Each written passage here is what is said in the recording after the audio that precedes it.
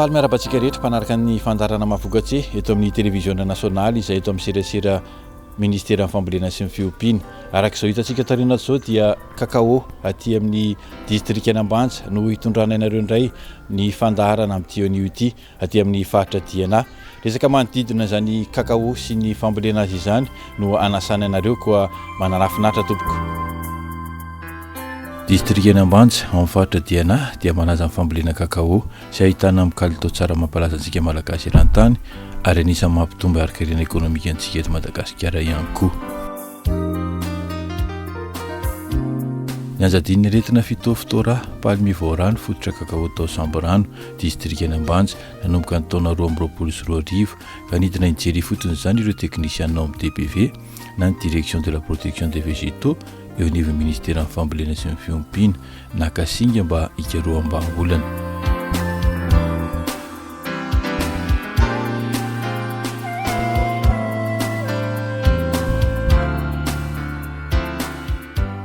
Rehefa nanao ny karokaso-ketrika teo Nanisana Antananarivo, misy ny toeram-pikirakirana na ny laboratoire de phytophathologie ny fanafody enti-mamono ny aretina nazo ny fototra kakao ireo teknisianina dia nanao fanandramana tany Ambanja indray izay nisy faritra 4 no nanatanterana izany.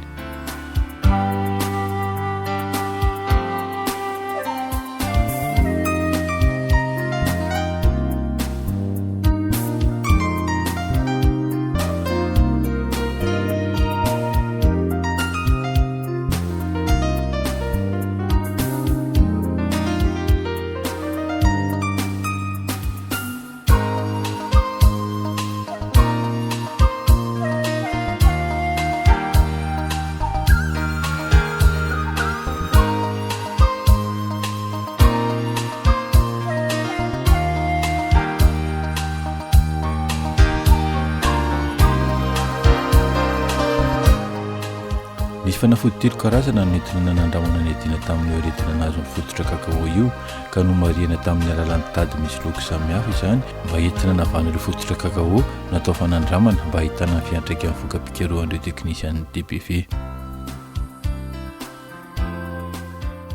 Eto amin'ity toerana ity no isan'ny toerana anankiray amin'ny 4 nanaovan'ny teknisian'ny DPV fanandramana momba ny fampiasana fanafody biolojika amin'ny aretin'ny kakao. Io aretina moa zany dia antsoina hoe phytophthora palmivora.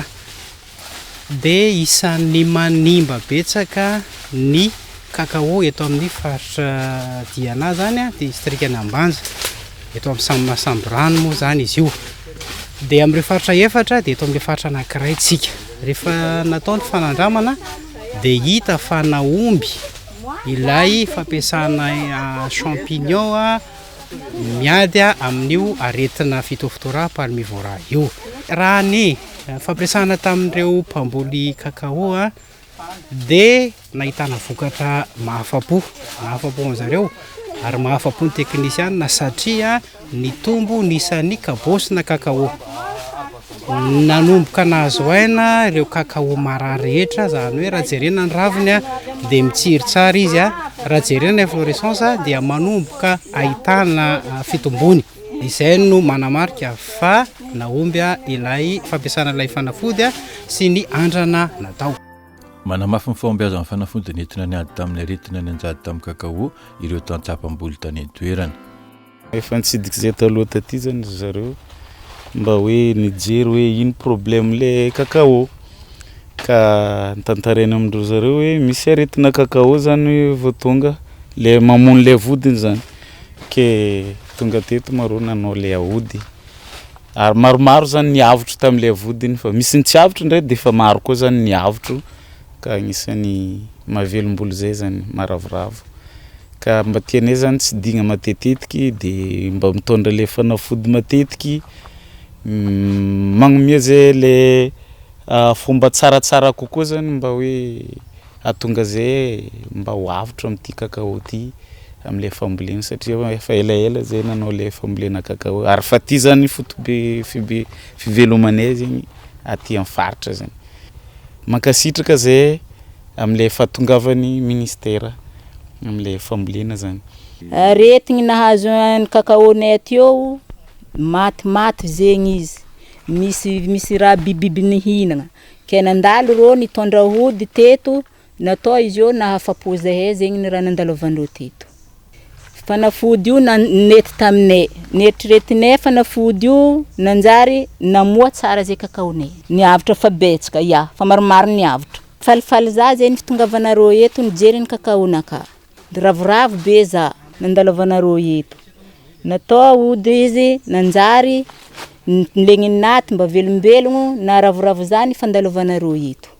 Kasitrika ny service DPV avy Antananarivo nagnano andragna tamin'ny aretigny kakao manjo kakaonay eto Basambrano na Osambrano efa tegna namiagnaragna magnaralagafo mihitsy i aretigny io ke nagnano andragna DPV ni organiser ny CNC mba nahitambokany ihany izy jusqu'à jour io ambatako zegny Jora Prospère zay de gn'isan'ny nanaovagna andragna tamin'ny 2023 de hitako fa mahomby fanafody io ary fanafody bio moa izy ny andragna natao aloha misy fanafody karazan-telo izy de rehefa natao izy misy kakao tegna fa narary de resy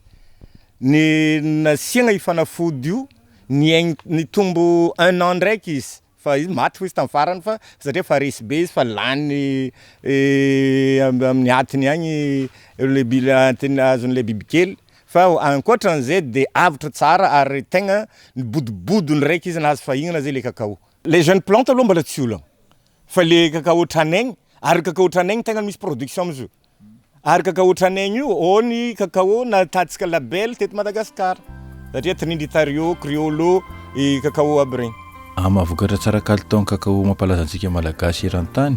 dia tsy niona tamin'ireo tany tsapam-boly efatra na hitamboka ny fanafody ny adina tamin'ny aretina nahazo mifototra kakao ny direction de la protection des végétaux sy ny CNC ary ny DRE faritra DNA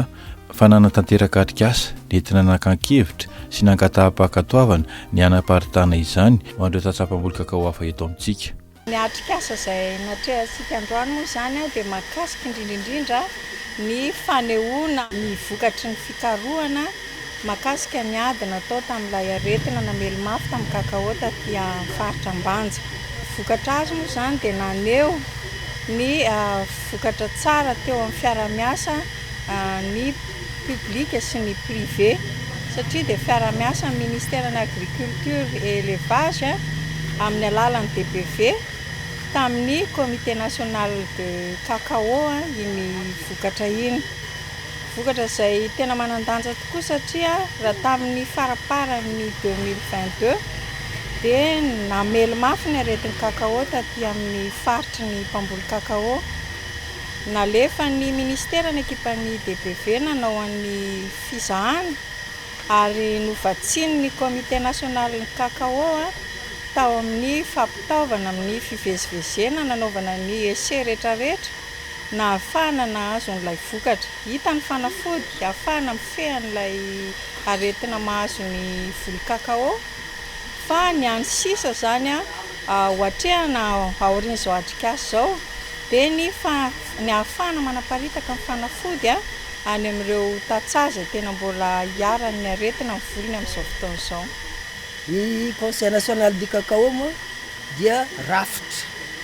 iraisany mpisetra rehetrarehetra voakasika ny sehamperiana kakao rafitra iarahana midinika io iarahana manapa-kevitra ary iarahana manatanteraka ny asa mifototra amin'ny fampivarana sy fitantanana maharitra ny sehamperiana kakao eto Madagasikara.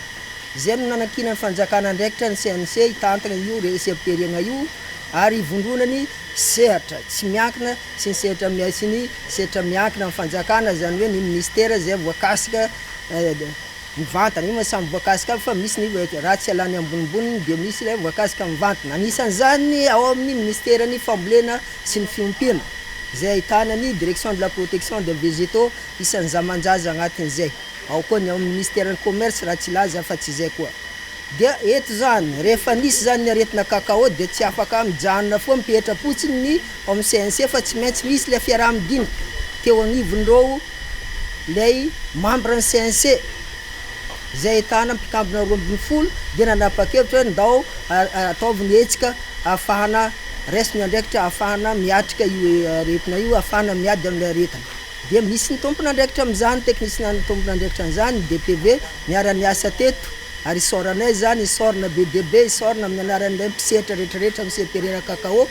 na dia tompon'andraikitra zamanjaza izy fa tsy maintsy atao ny fisorana fanomezam-boninahitra ka eto zay dia iroso atsika zao ty amin'ny hoe mba hisitraka izay